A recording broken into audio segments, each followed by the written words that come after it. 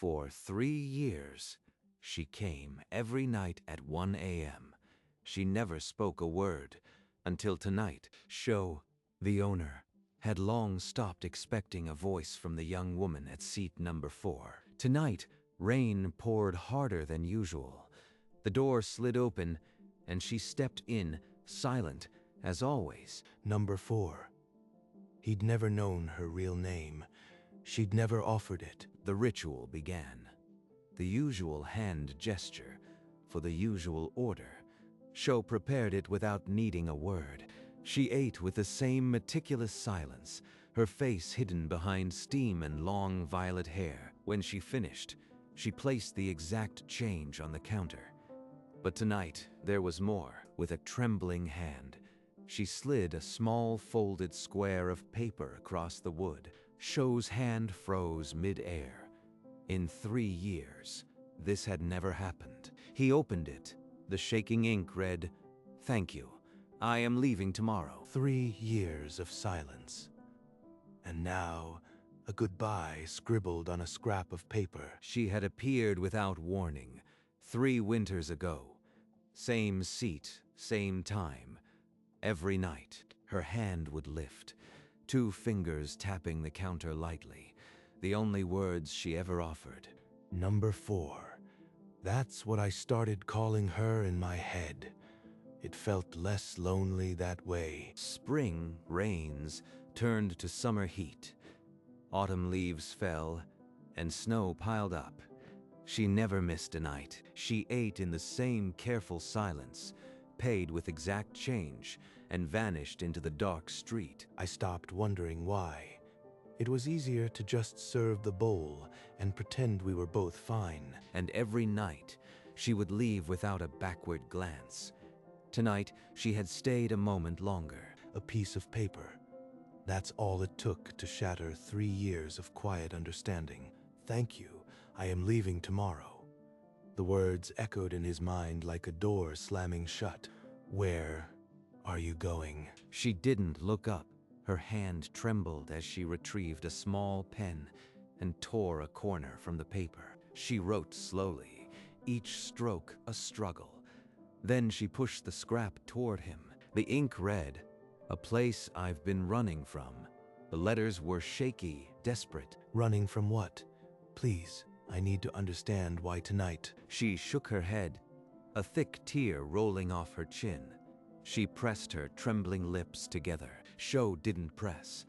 He quietly took her empty bowl and replaced it with a fresh serving, the broth steaming. She picked up the pen again and wrote, "I can't speak, not yet." The period was a stab. She can't speak, not won't, can't. The difference cracked something open in his chest, an old wound. Outside, rain lashed the glass. Inside, for the first time, silence felt like a bridge, not a wall. I know what it's like to lose your voice. Not because you chose silence, but because something broke inside, and the words just stopped. She flinched, as if he had spoken her secret aloud. Her hand trembled on the counter, and she looked up, searching his face. Someone I loved was taken from me. For months, I couldn't talk to anyone. I opened this shop because cooking was the only language I had left. Her jaw trembled. The silence stretched, filled with rain and the hiss of the broth. Then she tried. The sound was a splinter of a voice, painful and raw. She forced herself to continue, each syllable a shard. I testified against them, my family. Sho's breath caught. He didn't ask who. He didn't ask why. He only nodded, steady as the lantern above them. After that, I couldn't speak, not a word, until now. 3 years. You've been carrying that alone. You've been more than my regular. You've been my reason to keep that lantern lit. They were my parents. I found the courage to testify, but the courtroom felt like a cage.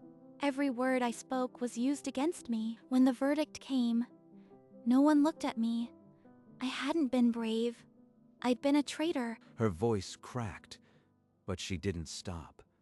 The words buried for years, clawed their way up her throat. I ran, took a train with no destination. I didn't speak for months. I couldn't even order food. Then I found this street, this lantern. I came in and you didn't ask questions. You just put a bowl in front of me. Tomorrow, the retrial begins. I have to face them again, and I am terrified the silence will swallow me whole. You came back here, to my shop, to say goodbye before you go. That means something. I don't have anyone else. No family, no friends, only seat number 4. Then you are not alone. This shop has held many silences. It can hold yours until you are ready to break it. Outside, the rain softened, as if the sky had been listening too. But the real storm was yet to come. Shou's hands moved mechanically, reaching for noodles, broth, chashu, the oldest recipe in the shop. He set the bowl down with a clink, but his fingers trembled, and a drop of broth spilled onto the counter. Yui watched him, her eyes still wet. She had never seen his hands unsteady. Why do you understand this pain so deeply? You speak like someone who's lived it. Everyone carries something. This shop just happens to be where I keep mine. But you carry it here every night, the same as me. Because I've been feeding a ghost for 10 years. The thought sliced through him, but he swallowed it. He busied himself with the ladle, the broth hissing as it hit the hot bowl. The steam hid his face. You don't have to tell me. I just wanted you to know I can see it. The rain filled the silence. For a long moment, neither moved, and in that stillness, an unspoken truth pressed against the glass.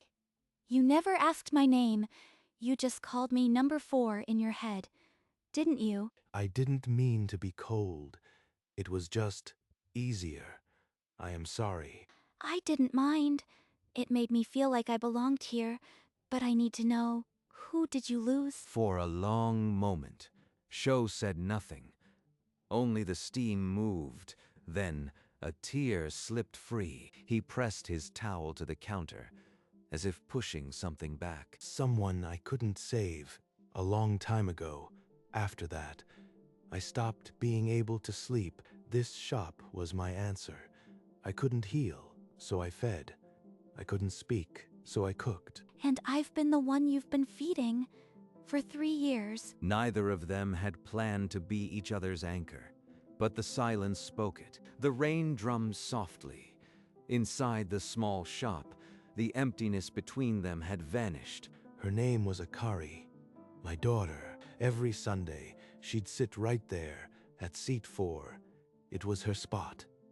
She loved the shoyu ramen I made. She got sick, 16 years old. I couldn't protect her from that. On her last day, she asked for ramen, but I couldn't make it. I couldn't stomach the smell of the broth, so I opened this place, in her seat, with her recipe. I thought if I could feed someone else, maybe I could breathe again. This has been hanging here for 10 years. Her good luck charm. She never went anywhere without it. I didn't know. I didn't realize I was. For 3 years, every time you sat there, every time you ate, you were my proof that I could still do for someone what I couldn't do for her. You kept me alive. Number 4. All this time it was you. The amulet glinted in the lantern light, a silent witness to 2 broken people who had been mending each other without a word. Every night, when I sat here, my heart stopped racing. This shop was the only place my panic attacks faded. Your ramen, I couldn't stomach anything else. For months, I'd only eaten here. You were feeding me long before I understood. And you became my son. Every night at 1 a.m., the door would open, and I'd remember why I was still here. I never meant to save you. I only wanted to disappear quietly, but you gave me a bowl instead of questions. That's what this place was built for. Not questions, just steam and silence, and someone who needed it. The sobs they had both been holding back for years broke free, raw and unashamed. I didn't know I was keeping you alive. I thought I was just surviving, one bowl at a time. That's what makes you brave, not broken. You survived and you came here and you kept coming. She clutched her chest, where the ache of years was finally giving way to something else. Not relief, but recognition. Outside, the rain had stopped. Inside, the amulet swayed gently, holding a decade of love and loss in a single thread. Shou unhooked the amulet from its vigil. 10 years of waiting, and now he offered it away. Take this. It's seen one girl through the hardest battles. Let it see another. I can't. This amulet belongs to her, to this shop. I am just the silent stranger. You stopped being a stranger the first night you tapped the counter. Akari would have wanted you to have it. The lantern light caught the charm's worn edges as it danced on its thread. A decade of love, suspended in air. Please, let her protect you the way you've protected me, without even knowing it. Her fingers brushed his as she took the thread. The touch was feather light, but it steadied them both. I'll bring it back. I promise, Shou. I'll bring it home. She pressed the amulet to her heart, its warmth strange and familiar. A silent promise sealed in the steam. Outside, the wet street was silent. Inside, the amulet was no longer a memory, it was a promise. Shou prepared 2 bowls without asking, one for her, one for himself. The broth he'd made every night for 10 years and never once tasted. Then, for the first time in a decade, he stepped around the counter and sat on the stool beside her. This taste. It's always been my only safe place. The single thing my body wouldn't reject. In this seat, I fed a ghost for 10 years. Tonight, I am feeding hope. When both bowls were empty, she rose and pulled on her coat. The amulet dangled at her wrist. At the door, she paused. Her hand clutched the amulet like a lifeline. I'll bring it back. I promise you, Shou. I'll bring it home. Shou nodded, but the weight of 10 years kept him from truly believing. The door rolled shut. The sound was quieter than the rain. Come back, please, come back. The nights crawled by. Shou kept the shop open, but every 1 a.m. his eyes went to the door. It never opened. She said she'd come back, but the silence is heavier than it's ever been. He couldn't sleep. He'd touch the empty hook where the amulet once hung, a vigil without a charm. Days bled into weeks. The calendar on the wall filled with X marks, but no word came. Then, one damp evening, a letter slid through the mail slot. The handwriting was trembling but familiar. Shou's hands shook as he tore it open. The words inside were few, but they hit like a wave. The note read, "I won. Thank you. No return date, no promise, just those 4 words." She did it, but she didn't say she's coming back. Maybe she never planned to. He carefully folded the letter and placed it where the amulet used to be. A new kind of waiting began. The calendar kept turning, but the shop felt frozen. Hope and doubt wrestled in the steam. 6 months of silence, and the calendar was a wall of crossed-out days. Shou had almost stopped counting. 1 a.m. I don't look anymore. He dried a bowl, deliberately facing the stove. The empty seat no longer accused him. It just was. She was alive. She had won. That was the only thing that mattered now. He busied himself with new recipes, new customers. But sometimes the steam still whispered her name. The seasons turned. Rain, then snow, then rain again. The shop endured. I keep her bowl ready, just in case, but I won't wait at the door anymore. Here you are. Enjoy. And so the shop went back to its quiet rhythm. The lantern still burned deep into the night. Goodbye, number 4. I am grateful. and I am letting you go. A storm raged. 1 year to the day since she vanished. The door slid open. She stepped in, dry this time, a light scarf around her neck, her hair shorter. The ladle hit the floor. Sho couldn't breathe. She walked past him, straight to seat 4. No glance, no hesitation. Her fingers tapped the wood. 2 beats. The language he never forgot. His hands remembered. The bowl was steaming before he knew he'd made it. She stared at the bowl, then lifted her gaze. Her eyes held a year of silence. She broke the chopsticks, a crisp snap, and began to eat. She ate slowly, deliberately, as if tasting every memory. The silence was different now. She finished every drop, pushed the bowl away, and looked at him, waiting. I am staying. After the trial, I needed time. Time to heal, to let the silence become something I could carry. I want to work here. I want to learn how to make the broth that kept me alive. If you'll let me. Sho's hand found the counter. He couldn't speak. For a long moment, only the hiss of the kitchen answered. You want to stay here with an old man who talks to steam? I never had a home, but seat number 4 was the first place I ever felt safe. I want to protect that. Then it's yours. The shop, the recipes, the late nights. I'll teach you everything. He turned to the kitchen, and his shoulders shook. But this time, it was laughter, the first real laugh in a decade. Thank you, Sho. I'll work harder than anyone. Outside, the storm battered the street, but inside, the lantern glowed a little brighter, and the steam held a new promise. The next night, Sho handed her a folded apron.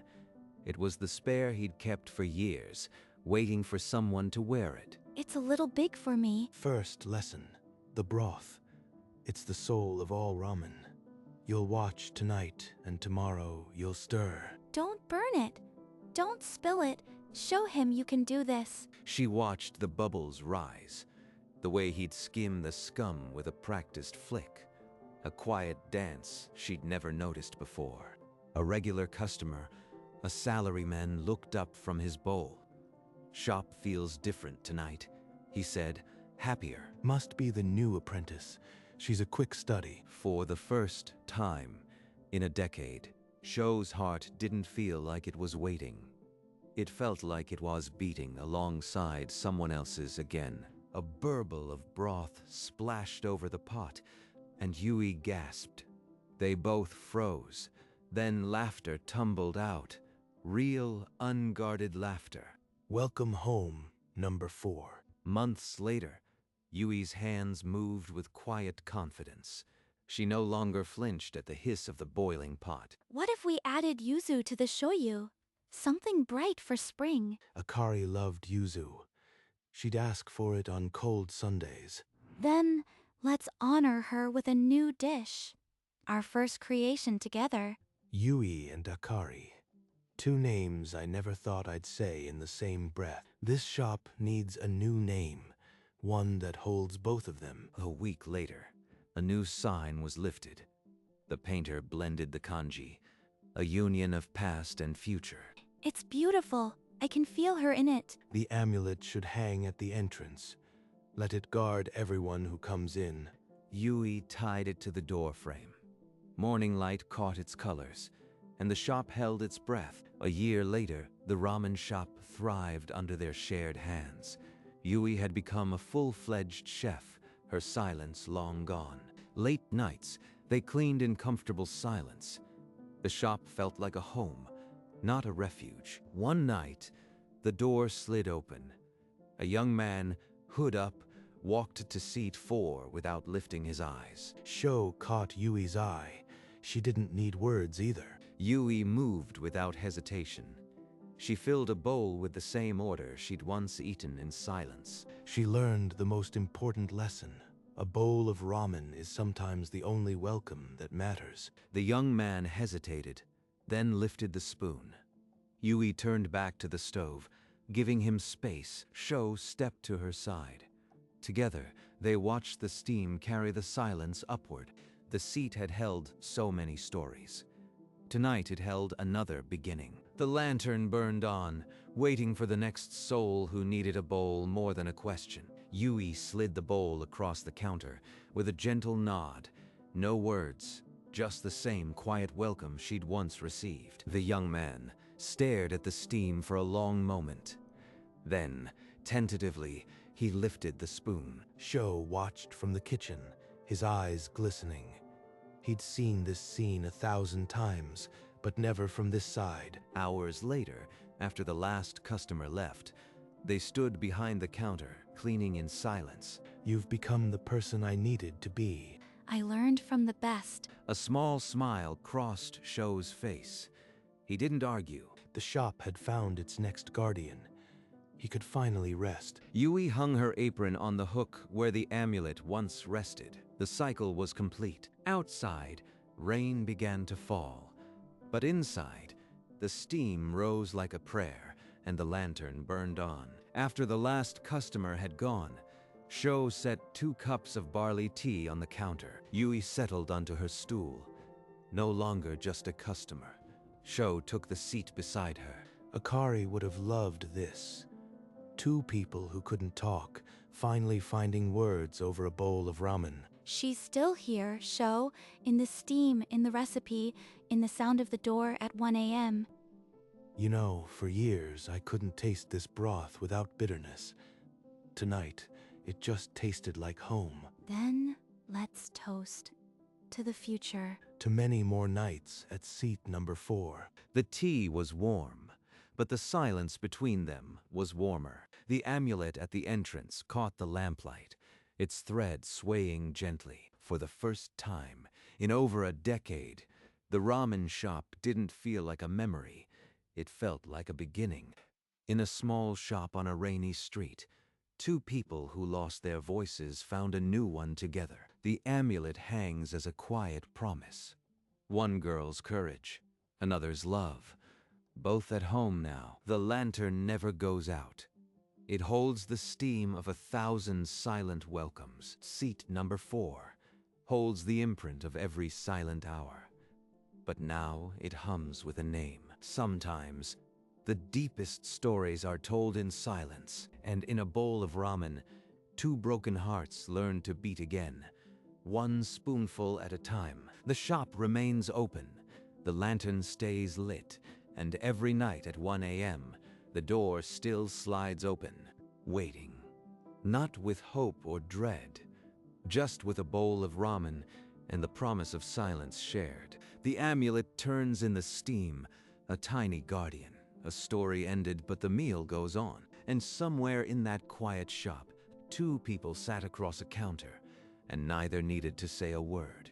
Seat number 4, worn smooth by years of silent company. A steaming bowl, untouched, holding its warmth for whoever might need it. The sign above the door, blending 2 names into one hope. The amulet sways, guarding dreams and memories in the steam. Night after night, the light spills onto the wet street, an unspoken welcome. The lantern burns steady, a quiet heartbeat in the dark, threadbare and thread strong. The charm holds every story ever whispered in silence, an empty bowl, waiting. Not out of loss, but out of trust. Across the street, the world hurries on, but this small harbor remains. The door slides open at 1 a.m., and the steam rises to meet the next soul who needs it.